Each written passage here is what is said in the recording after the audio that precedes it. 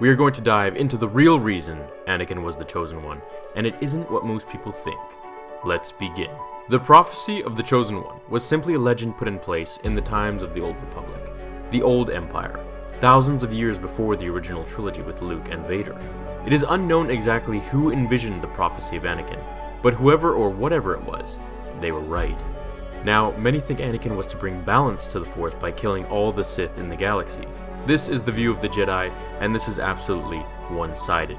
The Sith also believed in this prophecy, however it was unmentioned because we don't get to see the side of the Sith. Once Qui-Gon Jinn found Anakin on Tatooine and examined his levels, he realized they were higher than Master Yoda's. This was unheard of. He learned that the surrogate had no father, and that Anakin was simply born from life forms manifesting themselves in her womb.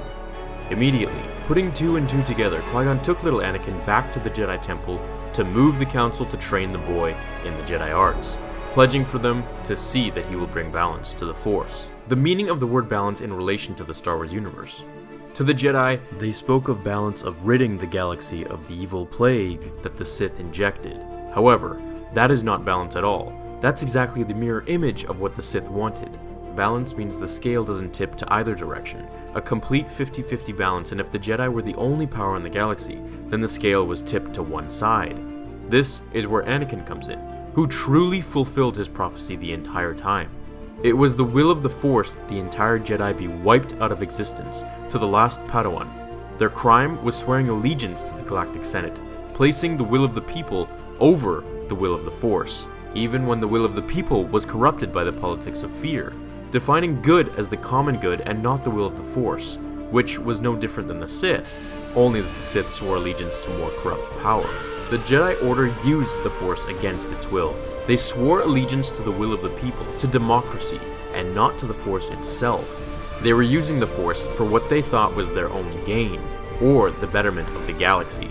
Eventually, the will of the people, manipulated by fear, became identical to the will of the Sith, so the Force spawned its Chosen One, to wipe them all out on both sides and restore balance to the Force. So the Force spawned the Chosen One, who did not stop until he had destroyed both Jedi and Sith.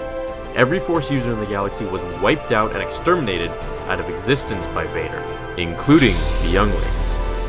In the end, Luke Skywalker, to the viewer's knowledge, is the only Force user left alive, and he has been taught to let go of his conscious self and to let the Force guide his actions. He was merely the catalyst to bring his father, Darth Vader, back to the original path of balancing the scale, killing Palpatine and restoring order until the rise of Snoke. Was Luke the only one who brought balance? It has been stated by Lucas himself that Anakin was the Chosen One, and Luke was merely just a catalyst in bringing him back to the light.